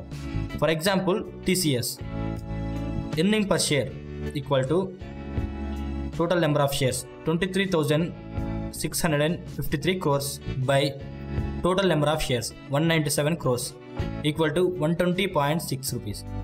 ఇది earning per share value. Investors షేర్స్ని కొనే ముందు సంస్థ యొక్క లాభదాయకను కొలవటానికి ఉపయోగించే టూల్ అన్నమాట. కొంతమంది దీన్ని ఇంకో విధంగా కూడా లెక్క పెడతారు. దాన్నే డిల్యూటెడ్ ఎర్నింగ్స్ పర్ షేర్ అంటారు. దీనికి కూడా ఒక ఫార్ములా ఉంది. Diluted earnings per share equal to net income after taxes minus total dividends by total number of outstanding shares. అన్ని ట్యాక్సెస్ కట్టిన తర్వాత మిగిలిన ఇన్కమ్ని డివిడెండ్స్తో సబ్స్ట్రాక్ట్ చేసి ఆ తర్వాత టోటల్ షేర్స్ని డివైడ్ చేస్తే వచ్చే వాల్యూనే డిల్యూటెడ్ ఎర్నింగ్స్ పర్ షేర్ అంటారు. ఇప్పుడు మనం పిఈ రేషియో అంటే ఏంటో తెలుసుకుందాం. PE ratio equal to current market price of a share by earning per share. TCS current price 2600 rupees ఉంది. మనం ఈపీఎస్ ఆల్రెడీ తెలుసుకున్నాము, అది 120 రూపీస్. ఇప్పుడు పిఈ రేషియో గురించి తెలుసుకుందాం. PE ratio equal to current market price of A share, అది 2600 rupees, by earning per share, అది 120 rupees, equals to 21.6. ఇప్పుడు పిఈ రేషియో 21.6 అనమాట. అంటే మనము కంపెనీ సంపాదిస్తున్న ప్రతి రూపాయి పైన 21.6 టైమ్స్ ఎక్కువగా ఇన్వెస్ట్ చేస్తున్నాము. అలాగే కంపెనీకి పిఈ రేషియో 30 వస్తే అది ఓవర్ వాల్యూ స్టాక్ అని అర్థం. ఫండమెంటల్స్ బాగా ఉండి పిఈ రేషియో ఓవర్ వాల్యూలో ఉన్నా కూడా ఆ కంపెనీ మీద మనం ఇన్వెస్ట్ చేయవచ్చు. ఫండమెంటల్స్ సరిగా లేకుండా పిఈ రేషియో ఓవర్ వాల్యూడ్గా ఉంటే ఆ కంపెనీకి మనం దూరంగా ఉండటమే మంచిది. ఇప్పుడు మనం ఒక విషయం గురించి తెలుసుకుందాము. టెక్నాలజీ కంపెనీస్ యొక్క యావరేజ్ పిఈ రేషియో 20గా ఉంటుంది. అదే టెక్స్టైల్ మ్యానుఫ్యాక్చర్ కంపెనీస్కి అయితే యావరేజ్గా 8 పిఈ రేషియో ఉంటుంది. ఆటోమొబైల్స్కి అయితే 25 ఉంటుంది, మరియు బ్యాంక్స్కి అయితే 29 ఉంటుంది. ఇలా ఆ సెక్టార్స్కి తగ్గట్లు మరియు కంపెనీస్కి తగ్గట్లు పిఈ రేషియో మారుతూ ఉంటుంది. ఓకే ఫ్రెండ్స్, ఈపీఎస్ అంటే ఏమి మరియు పిఈ రేషియో అంటే ఏమి, ఇవి ఎందుకు ఉపయోగపడతాయో మనం ఈ వీడియోలో తెలుసుకున్నాం కదండి.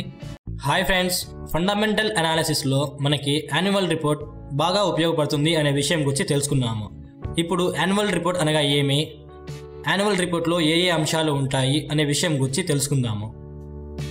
యాన్యువల్ రిపోర్ట్ అనగా ఒక ఫైనాన్షియల్ ఇయర్లో ఏదైనా కంపెనీ యొక్క ఆదాయం, ఖర్చులు, ఆ ఫైనాన్షియల్ ఇయర్లో జరిగిన కొత్త ఒప్పందాలు, రీచ్ అయిన మైల్ స్టోన్స్, మేనేజ్మెంట్లో మార్పులు చేర్పులు, ఇలాంటి అన్నింటినీ పొందుపరిచినటువంటి నివేదికనే యాన్యువల్ రిపోర్ట్ అంటారు. ఈ రిపోర్ట్ని మేనేజ్మెంట్ రూపొందిస్తుంది. దానిని షేర్ హోల్డర్స్కి, సెబీకి, ఇంకా వివిధ విభాగాలకు అందజేస్తుంది. మనకి ఏ కంపెనీ యొక్క యాన్యువల్ రిపోర్ట్ కావాలి అనుకున్నా దాన్ని మనము గూగుల్లో సెర్చ్ చేస్తే డైరెక్ట్గా ఆ కంపెనీ వెబ్సైట్లో ఉన్న యాన్యువల్ రిపోర్ట్ ఫస్ట్ రిజల్ట్లోనే వస్తుంది. సాధారణంగా యాన్యువల్ రిపోర్ట్ అనేది కంపెనీ సీఈఓ వారి నుండి షేర్ హోల్డర్స్కి అందించే లెటర్ అన్నమాట. దీనిలో అందరూ బోర్డు సభ్యులు, ఆడిటర్స్, సెక్రటరీ ఆడిటర్స్ మొదలైన వారి వివరాలు కూడా ఉంటాయి. యాన్యువల్ రిపోర్ట్ మామూలుగా ఒక బుక్ లాగా ఉంటుంది.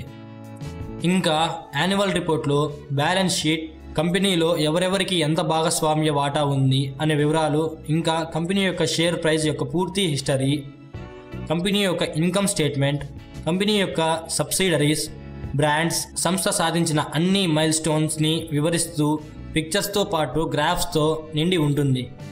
సాధారణంగా యాన్యువల్ రిపోర్ట్లో కంపెనీ బిజినెస్కి ఫేవర్గా ఉండేవి ముందుగా గొప్పగా చెప్తూ, కంపెనీ సాధించలేకపోయినవి తక్కువ శ్రద్ధ చూపిస్తూ చివరిలో చూపెడతాయి. వీటిని మనము జాగ్రత్తగా పరిశీలించాలి. వీరు గతంలో చెప్పిన కంపెనీ ఫ్యూచర్ ప్లాన్స్ని ఎగ్జిక్యూట్ చేశారా లేదా అని తెలుసుకోవడానికి మనం గత ఇయర్ యాన్యువల్ రిపోర్ట్ని, ఇప్పటి యాన్యువల్ రిపోర్ట్ని పరిశీలించాలి. ఒక యాన్యువల్ రిపోర్ట్ని పూర్తిగా అర్థం చేసుకోవడానికి మనకి ఖచ్చితంగా స్టాక్ మార్కెట్ నాలెడ్జ్ కాస్త అయినా ఉండాలి. దానితో పాటు కాస్త పేషెన్సీ కూడా ఉండాలి. ఏదైనా కంపెనీ షేర్స్ని కొనేటప్పుడు మనము వాటిని గుడ్డిగా నమ్మి పెట్టుబడి పెట్టే బదులు కంపెనీ యొక్క యాక్టివిటీస్ని లోతుగా అర్థం చేసుకోవడానికి ఉపయోగపడే యాన్యువల్ రిపోర్ట్ని చూసి పెట్టుబడి పెట్టడం మంచిది అని నా ఉద్దేశం. ఓకే ఫ్రెండ్స్, యాన్యువల్ రిపోర్ట్ అంటే ఏమి, అందులో ఏమేమి అంశాలు ఉంటాయో ఈ వీడియోలో తెలుసుకున్నాం కదండి.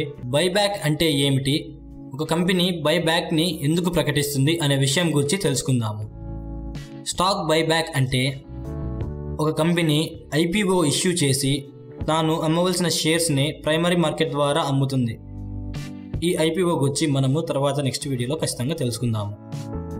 కొంతకాలం తర్వాత అదే కంపెనీ తాను అమ్మిన షేర్స్ని తిరిగి కొనుగోలు చేసుకుంటే దాన్నే బైబ్యాక్ అంటారు. కొన్ని నెలల కిందట టీసీఎస్ కంపెనీ 16,000 కోట్ల రూపాయల బైబ్యాక్ని ఆమోదం తెలిపింది. అలాగే ఇన్ఫోసిస్ 13,000 కోట్లకి మరియు విప్రో 11,000 కోట్లకి బైబ్యాక్కి ఆమోదం తెలిపాయి. స్టాక్ మార్కెట్లో ఇలా ఒక కంపెనీ తన షేర్స్ సంఖ్యని తగ్గించుకోవడానికి చాలా కారణాలు ఉన్నాయి. వాటిలో కొన్ని ముఖ్యమైనవి తెలుసుకుందాం. ట్యాక్స్ బెనిఫిట్స్ కోసం. ట్యాక్స్ బెనిఫిట్స్ కోసం కూడా కంపెనీస్ బైబ్యాక్కి వస్తుంటాయి. డివిడెండ్ ఇవ్వటం కంటే ఈ పద్ధతి వల్లే ప్రయోజనాలు ఉంటాయి. నగదు నిల్వలు ఎక్కువగా ఉన్న కంపెనీస్ ఒక్కోసారి డివిడెండ్స్కి వెళ్ళటం కంటే బైబ్యాక్కి వెళ్ళటమే మంచిది అని భావిస్తాయి. నెక్స్ట్ది ఈపీఎస్. ఈపీఎస్ బైబ్యాక్ వల్ల పెరుగుతుంది. ఇందువల్ల కూడా కంపెనీస్ బైబ్యాక్కి వస్తుంటాయి. ఫర్ ఎగ్జాంపుల్, ఒక కంపెనీ 10% షేర్స్ని మార్కెట్ ప్రైస్ దగ్గర తిరిగి కొనుగోలు చేయాలి అని నిర్ణయించుకుంది. కంపెనీకి 10 lakhs ఇన్కమ్ ఉంటే కంపెనీ షేర్స్ 10 lakhs మార్కెట్లో ట్రేడ్ అవుతూ ఉన్నాయి అనుకుంటే అప్పుడు ఈపీఎస్ 10 lakhs by 10 lakhs = 1. అంటే ఈపీఎస్ 1 రూపీ అనమాట. కంపెనీ షేర్ ప్రైస్ మార్కెట్లో 30 రూపీస్ ఉంటే అప్పుడు పిఈ రేషియో 30 అవుతుంది. PE ratio = 30/1 = 30. ముందు అనుకున్నట్టు కంపెనీ 10% షేర్స్ని బైబ్యాక్ చేస్తే అప్పుడు ఈపీఎస్ 1.11 అవుతుంది. ఈపీఎస్ 10/9 = 1.11. ఇలా బైబ్యాక్ ద్వారా ఈపీఎస్ని కూడా పెంచుకోవచ్చనమాట. మరో కారణం ఏంటంటే ఉద్యోగులకి యాజమాన్యానికి షేర్స్ రూపంలో పరిహారం ఇచ్చేందుకు కూడా కంపెనీస్ బైబ్యాక్ చేస్తూ ఉంటాయి. Next, to Boost under valued shares. Company యొక్క షేర్ అండర్ వాల్యూలో కోట్ అవుతూ ఉన్నప్పుడు ప్రస్తుత కంపెనీకి వాటి కార్యకలాపాలపై నమ్మకం ఉన్నప్పుడు ఆ కంపెనీ తన షేర్స్ని కొనేస్తుంది. కొన్ని కంపెనీస్ షేర్ ప్రైస్ పెరిగాక షేర్స్ని రీఇష్యూ కూడా చేస్తాయి. ఒక్కోసారి బైబ్యాక్ వల్ల కంపెనీకి షేర్ ప్రైస్ అనూహ్యంగా పెరిగిపోతుంది. ఎందుకంటే ఇన్వెస్టర్స్ ఈ కంపెనీ తన షేర్స్ని బైబ్యాక్ చేసింది అంటే ఆ కంపెనీ యాజమాన్యం కంపెనీ యొక్క ఫ్యూచర్ మీద మంచి భరోసాతో ఉంది అనుకుంటారు. ఇన్వెస్టర్స్ అప్పుడు ఆ కంపెనీ పైన ఇన్వెస్ట్ చేయడానికి ఆసక్తి చూపుతారు. ఆ సమయంలో కంపెనీ షేర్స్కి డిమాండ్ పెరిగి షేర్ ప్రైస్ అనూహ్యంగా పెరుగుతుంది. మరో కారణం ఏమిటంటే ఏదైనా కంపెనీ బైబ్యాక్కి వస్తే మర్మం ఏమిటంటే ఆయా కంపెనీస్ వాటి ప్రస్తుత కార్యకలాపాలపై గట్టి నమ్మకంతో ఉన్నవి అని. అలా బైబ్యాక్ ద్వారా తమ చేతిలోకి ఇంకా మరిన్ని షేర్స్ సంఖ్యని పెంచుకొని ఫ్యూచర్లో మంచి ప్రతిఫలాలను పొందుకోగలుగుతారు. ఓకే ఫ్రెండ్స్, బైబ్యాక్ అంటే ఏమిటో, బైబ్యాక్ వల్ల ఆ కంపెనీస్కి ఏమి ఉపయోగాలు ఉంటాయో, అలాగే బైబ్యాక్ ఎందుకు ప్రకటిస్తారో ఈ వీడియోలో తెలుసుకున్నాం కదండి. స్టాక్ మార్కెట్ అనూహ్య పతనానికి కారణాలేమి అనే విషయం గురించి తెలుసుకుందాము. మొదట స్టాక్ మార్కెట్ పతనం అంటే ఏంటో తెలుసుకుందాం. సాధారణంగా ఒక బుల్ రన్ తర్వాత స్టాక్స్ విలువలు వాటి నిజమైన విలువకు అనేక రెట్లు పెరుగుతాయి.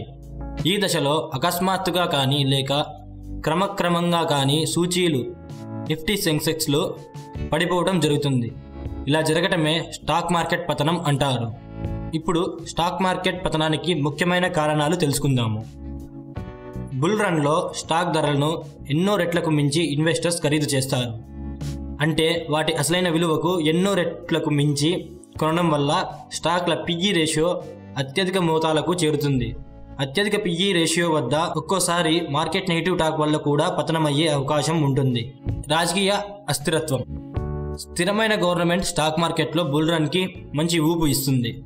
అలాగే కేంద్ర ప్రభుత్వం అస్థిరానికి గురి అయిన మార్కెట్ పతనానికి కారణమవుతుంది. అంతేగాక ఉగ్రవాద చర్యలు, సునామీ, భూకంపం, వర్షాలలేమి, వరదలు మొదలైన ప్రకృతి వైపరీత్యాలకు కూడా మార్కెట్పై ప్రతికూల ప్రభావాన్ని చూపిస్తాయి. నెక్స్ట్, లాభాల స్వీకరణ. మార్కెట్ అత్యున్నత శిఖరాలకు చేరుకున్నప్పుడు సహజంగానే లాభాల స్వీకరణకు ఇన్వెస్టర్స్ మొగ్గు చూపుతారు. అయితే ఈ ప్రభావం దేశీయ ఇన్వెస్టర్స్ కన్నా ఎఫ్ఐఐ ఫారెన్ ఇన్స్టిట్యూషనల్ ఇన్వెస్టర్స్ లాభాల స్వీకరణకు దిగినప్పుడు తీవ్రంగా ఉంటుంది.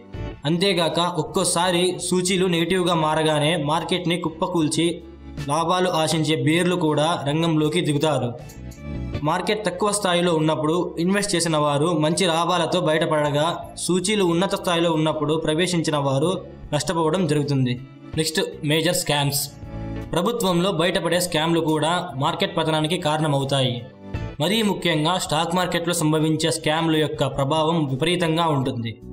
మార్కెట్ని కుదిపేసిన కొన్ని స్కామ్స్లలో హర్షద్ మెహతా స్కామ్, ఖేతం ప్రకాష్ స్కామ్లు ముఖ్యమైనవి. ఇక నెక్స్ట్ వడ్డీ రేట్ల పెంపు. రిజర్వ్ బ్యాంక్ ఆఫ్ ఇండియా వడ్డీ రేట్లు కనుక పెంచినట్లయితే అది కూడా మార్కెట్పై ప్రతికూల ప్రభావాన్ని చూపిస్తుంది. ఎలాగంటే కంపెనీస్ తమ వ్యాపార నిర్వహణ కోసం బ్యాంకుల నుండి అప్పు తీసుకొని ఉంటాయి. ఆర్బీఐ యొక్క వడ్డీ రేట్ల పెంపు వల్ల వారి లాభాల్లో ఎక్కువ మొత్తం వడ్డీ చెల్లింపులకే సరిపోయి లాభాల శాతం తగ్గిపోతుంది. లాభాలు లేని వ్యాపార సంస్థలలో మదుపు చేయడానికి ఇన్వెస్టర్స్ కూడా పెద్ద ఆసక్తి చూపడం జరగదు. ఇన్వెస్టర్స్ ఆసక్తి చూపని స్టాక్స్ సహజంగానే పతనమవుతూ ఉంటాయి. స్టాక్ మార్కెట్ పతనంలో ఉన్నప్పుడు కూడా తెలివైన ఇన్వెస్టర్స్ లాభాలు స్వీకరిస్తారు. ఇది ఎలా జరుగుతుందో నెక్స్ట్ వీడియోస్లో మనం తెలుసుకుందాము. ఓకే ఫ్రెండ్స్, స్టాక్ మార్కెట్ల పతనానికి ప్రధాన కారణాలు ఈ వీడియోలో తెలుసుకున్నాం కదండి. ఇలాగే స్టాక్ మార్కెట్ గురించి మరింత విలువైన సమాచారం కోసం ఈ ఛానల్కి సబ్స్క్రైబ్ అవ్వండి. ఈ టాపిక్లో మీకు ఇంకా ఏమైనా డౌట్స్ ఉంటే కామెంట్ బాక్స్లో మెన్షన్ చేయండి. నచ్చితే లైక్ చేయండి మరియు తప్పకుండా మీ ఫ్రెండ్స్తో షేర్ చేయండి. Thanks for watching friends. Yours Niranjan.